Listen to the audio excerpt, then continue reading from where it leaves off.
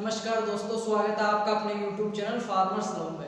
जो हमने अभी प्लांट पैथोलॉजी की जो क्लासेस स्टार्ट की थी बेसिक पार्ट फर्स्ट के जो सेकंड सेम के लिए, उसमें हमने पैथोलॉजी की जो प्लेलिस्ट बना रखी है, चैनल के पेज पे विजिट करना आप। उसमें मैंने जो सिलेबस एनालिसिस है पैथोलॉजी का, जो भी सिलेबस है, जितने चैप्टर हैं, जितने लेक्चर हैं, वो उसके बाद में जो फर्स्ट और जो सेकंड चैप्टर उसकी कंटिन्यूस क्लास हो गई है।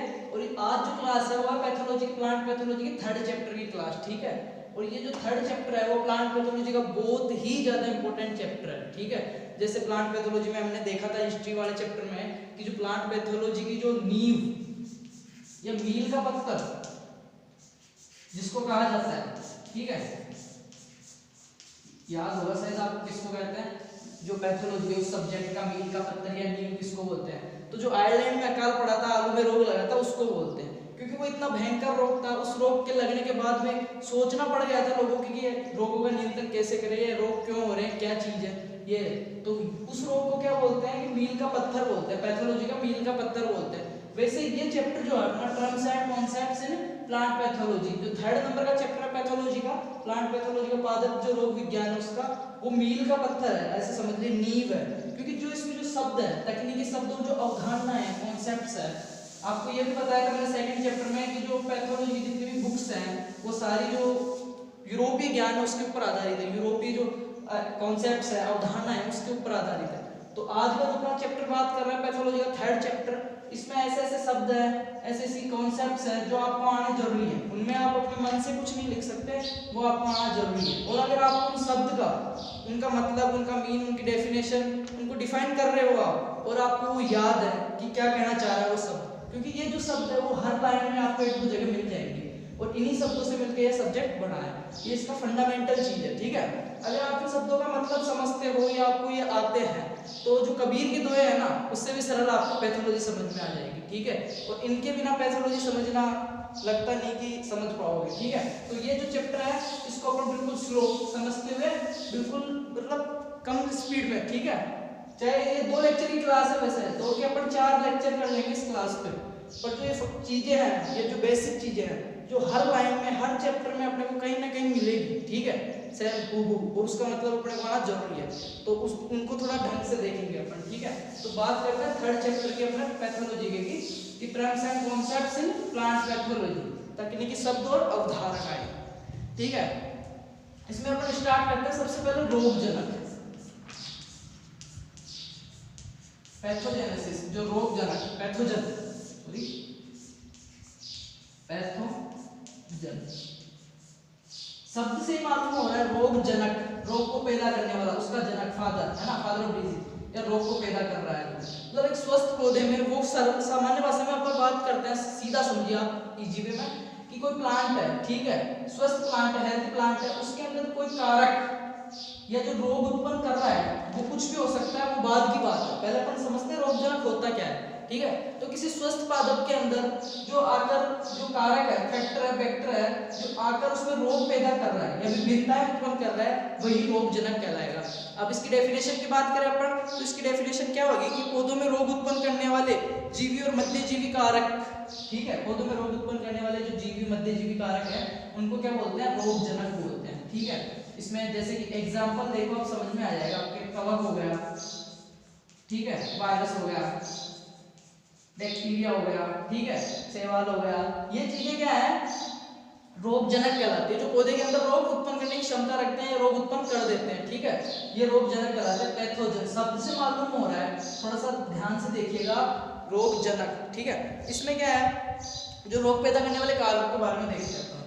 सेकंड जो शब्द है अपना, जो टर्म्स एंड कॉन्सेप्ट्स जो चैप्टर डिस्कस कर रहे हैं, इसमें जो सेकंड शब्द है जो हर जगह यूज होगा, ठीक है, और अपने को उसका मीन, उसकी डेफिनेशन आना जरूरी है, बहुत ही ज्यादा जरूरी है, वो क्या है, रोग, डिजीज, ठीक है।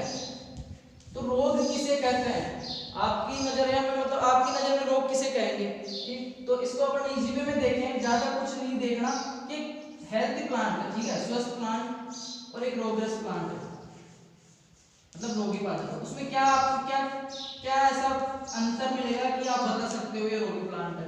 तो रोग किसको बोलते हैं, रोग बोलते हैं कि रोग ये एक चीज, रोग एक हानिकारक प्रक्रम है, ये चीज आप कंपल्सरी याद रखिएगा, हानिकारक हार्मफुल रहेगी प्रक्रम है, ठीक है।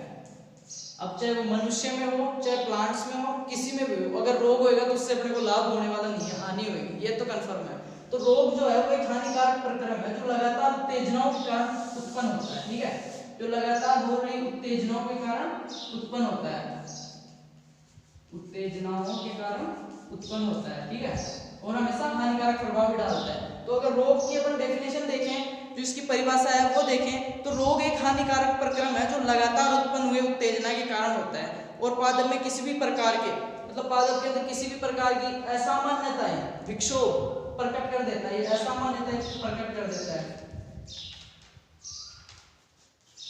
ये रोग क्या है, हानिकारक प्रक्रम है, लगातार उत्तेजनाओं के कारण प्रकट होता है, पादप के अंदर कुछ विक्षोभ या असामान्यताएं प्रकट कर देता है जो हार्मफुल होती है, हानिकारक होती है, ठीक है, जिसकी वजह से क्या होता है, उसकी संरचना, ठीक है, उसकी जो शारीरिक संरचना है वो, उसकी जो क्रियाएं हैं, आंतरिक और बाहरी क्रियाएं हैं वो, और उसकी आर्थिक मूल्यों में कमी आती है। अगर किसी प्लांट में रोग हो गया, वो हानिकारक प्रक्रम है, उसकी संरचना बिगड़ जाएगी फर्स्ट, ठीक है, उसकी जो क्रियाएं हैं, उपापचयी क्रियाएं हैं, वाष्पोत्सर्जन है, प्रकाश संश्लेषण है, उनमें गिरावट आ जाएगी, मतलब चेंजेस हो जाएंगे, और जो उसका आर्थिक मूल्य है, ठीक है, इकोनॉमिकल जो वो है उसकी दृष्टि से भी वो कमजोर हो जाएगा, आर्थिक मूल्य गिर जाएगा। एक तो स्वस्थ फसल का कोई प्रोडक्शन हो रहा है, उत्पादन, उसका मूल्य अधिक होगा, या एक रोग कारक जो रोग से ग्रसित पौधे से उत्पन्न उत्पाद है उसका, मतलब रोगी जो पौधा है उससे जो अपने को उत्पादन मिल रहा है वो हमेशा कम गुणवत्ता वाला होगा, हानिकारक प्रक्रम हो गया, उसकी गुणवत्ता गिर गई रोग की वजह से, उसका आर्थिक मूल्यों में नुकसान हो गया। तो ये रोग की डेफिनेशन है कि रोग एक हानिकारक प्रक्रम है जो लगातार हुई उत्तेजनाओं के कारण प्रकट होता है और पौधे के अंदर कुछ असामान्य विक्षोभ उत्पन्न कर देता है, जिससे उसके आर्थिक मूल्यों में, संरचना में, क्रियाविधि में, सब में गिरावट आती है, ठीक है। रोग के बाद में अपन बात करते हैं लक्षण, सिम्टम्स जिसे बोलते हैं। इन चीजों को थोड़ा आप थोड़ा इजी वे में समझिएगा, क्योंकि यही चीजें हैं जिससे आप प्लांट पैथोलॉजी को समझोगे या पढ़ोगे, ठीक है। तीसरी सिम्टम्स की बात करते हैं अपन, जिसको हिंदी में बोलते हैं लक्षण, ठीक है। लक्षण किसे बोलते हैं, ये सिम्टम्स, अगर सिम्टम्स की बात करें तो कुछ रोगग्रस्त पौधों में कुछ असामान्यताओं का प्रकट हो जाना, कोई रोगग्रस्त प्लांट है उसमें कुछ असामान्यताएं प्रकट हो रही है कुछ, ठीक है, कुछ अलग चीज, स्वस्थ पादप से कुछ अलग दिखाई दे रहा है, एग्जांपल उसकी पत्तियां सफेद हो रही है, या धब्बे पड़ रहे हैं, या जड़ गल रही है, ये कुछ असामान्य लक्षण प्रकट हो रहे हैं उसमें, जिससे अपने को पता चल रहा है कि ये मतलब रेगुलरली नहीं चल रहा है इसमें कुछ भी, ठीक है, ये बिल्कुल नॉर्मली स्टेज में नहीं है, ठीक है, कुछ असामान्यताएं प्रकट हो रही है, इनकम्प्लीटिविटी, तो वो लक्षण कहलाता है। अब लक्षण को ये तो समझने की बात होगी, इसकी डेफिनेशन की बात करें, ये आ जाता है फर्स्ट जो पार्ट में चैप्टर है, सॉरी पेपर में आ जाता है, ये लक्षण वगैरह इनकी सिम्टम्स इनकी डेफिनेशन पूछ लेता है। तो लक्षण की अपन डेफिनेशन की बात करें तो वो क्या होगी कि रोगग्रस्त पौधों में कुछ असामान्यता का प्रकट होना या कुछ प्रत्यक्ष से अप्रत्यक्ष परिवर्तन है, लक्षण कहलाते हैं, ठीक है, लक्षण कहलाते हैं। जैसे कि पत्ती धब्बा रोग में हो जाता है पत्तियां। फोर्थ नंबर बात करें अपन लक्षण के बाद में चिन्ह या साइन, चिन्ह या साइन, ये क्या होता है चिन्ह या साइन, तो ये क्या होता है, परपोषी पौधे के रोगग्रस्त उत्तकों पर उत्तक के भीतर रोगजनक या उसकी संरचना दिखाई देती है, वो चिन्ह कहलाता है। अब ये तो होगी डेफिनेशन, इसको मैं आपको समझाऊं, ऐसे समझो आप कि परपोषी पौधा ये कोई प्लांट है, ये उसकी पत्ती है, इस पे कोई वायरस या बैक्टीरिया आया, ठीक है, रोगग्रस्त करने के लिए, वो इसको रोगग्रस्त कर दिया, तो वो यहाँ पे कुछ ना कुछ अपनी पहचान छोड़ेगा, कुछ ना कुछ सबूत छोड़ेगा, कुछ ना कुछ चिन्ह छोड़ेगा यहाँ पे वो, ठीक है, या तो उत्तकों के ऊपर छोड़ेगा, ठीक है, टिश्यू सरफेस के ऊपर या पत्ती के अंदर, पर कुछ ना कुछ निशान या कुछ ऐसी चीज अलग से जो लक्षण है वो छोड़ के जाएगा, तो उसको अपन क्या बोलते हैं चिन्ह, वही चिन्ह कहलाता है। तो इसकी डेफिनेशन दोबारा से सुनिएगा कि चिन्ह की क्या है कि परपोषी पौधे के अंदर, ठीक है, ये परपोषी हो गया, परपोषी पौधे के अंदर रोगजनक जो है, परपोषी पौधे के रोगग्रस्त उत्तक जिसपे रोग का अटैक हुआ है, ठीक है, जिसपे जो डिजीज है उसका अटैक हुआ है, उस उत्तक के ऊपर कुछ ना कुछ असामान्यता या कुछ चिन्ह, कुछ लक्षण, ये प्रकट होना क्या कहलाता है, चिन्ह या लक्षण, वो सॉरी चिन्ह या चिन्ह कहलाता है, ठीक है। परपोषी पौधे के रोगग्रस्त उत्तकों या उनके भीतर रोगजनक या संक्रमित जो संरचना दिखाई देती है वो चिन्ह कहलाती है। नेक्स्ट अपना 5 नंबर का है सिंड्रोम, संलक्षण। 4 चीजों की बात हो गई है कि रोग किसे कहते हैं, रोगजनक किसे कहते हैं, लक्षण क्या है, चिन्ह क्या है। जो 5वां अपना है संलक्षण, संलक्षण, संलक्षण, ठीक है। ये क्या चीज होती है संलक्षण सिंड्रोम? ये क्या होता है कि विभिन्न लक्षणों का एक समूह होता है, ठीक है। 4-5 लक्षण एक प्लांट पे एक साथ दिखाई दे रहे हैं अपने को, ठीक है। विभिन्न लक्षणों का समूह संलक्षण कहलाता है।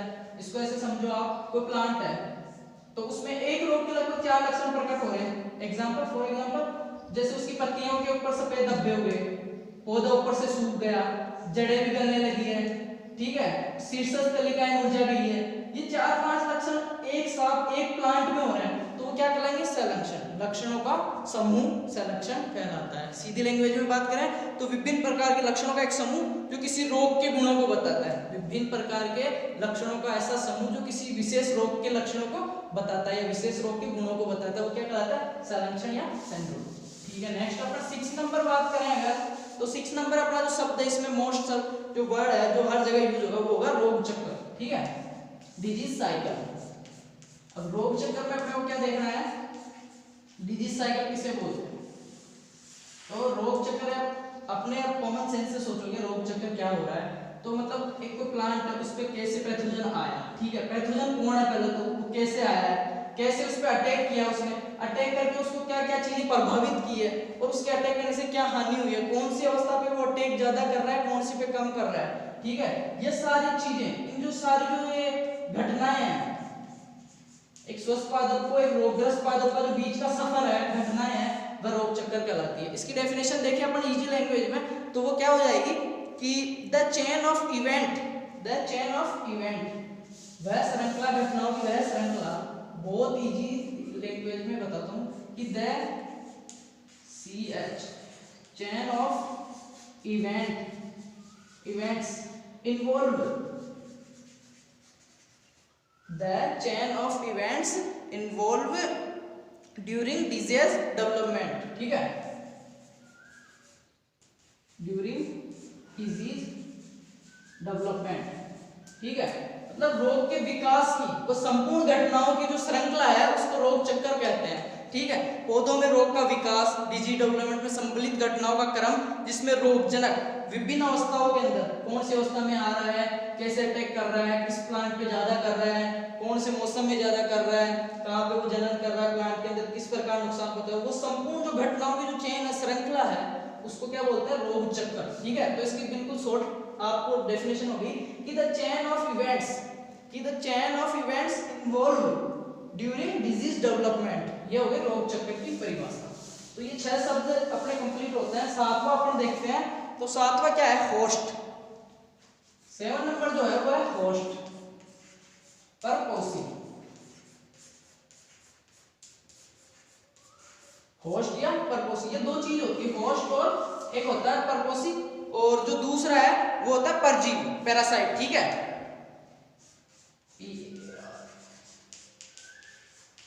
परपोसी और परजीवी, इसमें बहुत कंफ्यूजन हो जाता है, इसमें जो अंतर भी पूछ लेता है, डिफाइन भी पूछ लेता है, इसमें डेफिनेशन भी पूछ लेता है, तो इस चीज को थोड़ा ध्यान से समझिएगा क्योंकि ये हर जगह आएगा, ये उस रोग का परपोसी है या उस पादप पे परजीवी रहता है, तो वहां पे अगर इसका मतलब ही नहीं मालूम अपने को तो अपन क्या पढ़ लेंगे वहां पे, तो वो चीज है, तो इसको बहुत ही थोड़ा गंभीरता से लेना आप। तो पहले बात कर लेते हैं होस्ट की, परजीवी।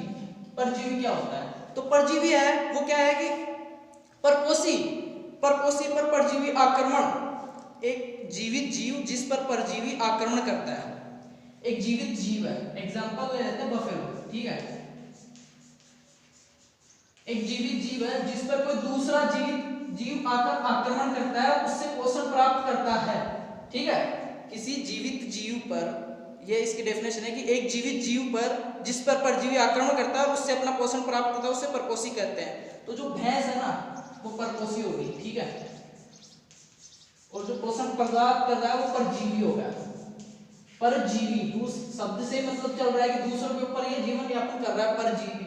और बफेलो वो हो गई परपोसी। मतलब दोबारा से एक बार और बता देता हूँ आपको मैं, ये चीज समझना बहुत जरूरी है। हालांकि बहुत लोगों को आती है, पर जिनको नहीं आती है वो एक बार देख लें, क्योंकि ये नहीं आती है तो कुछ नहीं आता है, ठीक है। एक जीवित जीव पे जब दूसरा जीव आकर आक्रमण करता है और इससे पोषण प्राप्त करता है, तो ये जो जीव है ना वह होस्ट कहलाता है, ठीक है, और जो ये है वो पैरासाइट कहलाता है, परजीवी, और ये कहलाएगा होस्ट, ठीक है, ये चीज समझ में आनी चाहिए, होस्ट और पैरासाइट, ठीक है। इसके आगे देखते हैं अपन पैरासाइट की, ऐसा जीव जो दूसरे जीवों के जीवित प्रकोष्ठी से अपना भोजन ग्रहण करता है, जैसे अमरबेल है, अमरबेल एग्जांपल, ये क्या है, फ्रिंजिया की फसल से इनसे पोषण प्रदान कर लेती है अपना, तो ये अमरबेल क्या हो गई, ये तो हो गया पैरासाइट, और होस्ट कौन हो गया, जो भी फसल है, जैसे बफेलो भैंस के ऊपर चिचड़ी होती है, वो बारीक बारीक टिक जिसको बोलते हैं अपन, तो ये तो हो गया क्या, पैरासाइट, और जो बफेलो है भैंस वो हो गई होस्ट। ऐसे सीधा समझ में आ गया होगा आई थिंक। नेक्स्ट अगर बात करें अपन परजीवी और इसके बारे में, तो ये 4 प्रकार के होते हैं, ठीक है, जो परजीवी है वो 4 प्रकार के होते हैं। अब ये इन चारों के प्रकार अच्छे से एग्जांपल सही कि कौन से रोग में क्या है, वो जैसे जो नेक्स्ट अपने जो चैप्टर में आएगा तो वहां पे डिस्कस करेंगे। पहले मैं एक बार बता देता हूँ 4 के प्रकार कौन कौन से ऊपर से आपको, ठीक है। इस चैप्टर को अपन 2 की 4 लेक्चर में पढ़ लेंगे, पर जो पढ़ेंगे ना वो कंफर्म करके, ठीक है, जो कॉन्सेप्ट्स है वो कंफर्म, क्योंकि इसके बिना कुछ नहीं होने वाला। तो ये 4 प्रकार के होते हैं, कौन कौन से होते हैं, विकल्पी परजीवी, विकल्पी परजीवी, ठीक है। दूसरा है अविकल्पी परजीवी, एविगेटेड जो है वो अविकल्पी परजीवी। थर्ड नंबर बात करें मृतोपजीवी या मृतजीवी, 4 प्रकार के बताए मैंने। तो पहला है अविकल्पी परजीवी, विकल्पी परजीवी, विकल्पी मृतोजीवी और मृतजीवी। एक हो गया विकल्पी मृतोजीवी, ये अपने 4 प्रकार के परजीवी हो जाते हैं। तो ये अपन जो इनको अच्छी तरीके से बिल्कुल समझते हुए उदाहरण के साथ जो चैप्टर में आगे यहाँ पे रोल आएगा ना वहां पे देखेंगे। अभी तो आगे की बात करते हैं, ठीक है। नेक्स्ट शब्द आएगा अपने जो टर्म्स एंड कॉन्सेप्ट्स में, नेक्रोसिस, सॉरी नेक्रोसिस, उत्तक्षय। ये क्या चीज होती है, उत्तक, उत्तक किसको बोलते हैं, टिश्यू, ठीक है, उत्तक टिश्यू। और 6 नेक्रोसिस, ठीक है, ये किसको बोलते हैं, टिश्यू जो उत्तक्षय होता है वो, कि पादप कोशिकाओं एवं उत्तकों की मृत्यु को, कोई प्लांट सेल है, कोशिका किससे बनी होती है, उत्तकों के संगठन से, ठीक है। तो कोई कोशिका है, उसका कोई उत्तक है, वो किसी रोगजनक की वजह से या कुछ एनवायरमेंटल जो फैक्टर्स उनकी वजह से या फिर चोट लगने से, ग्रस्त होने से, कैसे भी अगर उसका उत्तक क्षतिग्रस्त हो गया या मृत हो गया, डेथ हो गई किसी उत्तक के बीच में से, तो वो क्या कहलाएगा, नेक्रोसिस, ठीक है। या पादप कोशिकाओं के या कोशिका के किसी उत्तक का मर जाना या नष्ट हो जाना क्या कहलाता है, नेक्रोसिस। तो आई होप इतना समझ में आया होगा। जो नेक्स्ट इसका जो 3rd चैप्टर है, इसका जो नेक्स्ट लेक्चर है उसमें आगे का डिस्कस करेंगे। 2 या 3 लेक्चर में इसको अच्छी तरीके से स्लो तरीके से पूरा देख लेंगे। बाकी के जो आगे के चैप्टर वो ज्यादा बड़े नहीं है, एक मतलब एक लेक्चर के हैं, तो इसको आप 2 बार देखें या फिर नोट्स बनाएं। और जिनको पीडीएफ चाहिए, मेरा समझ में जिनको कम आ रहा हो या खुद सेल्फ स्टडी करना चाह रहे हो, तो मेरे जो कांटेक्ट नंबर है 9460654892, ठीक है,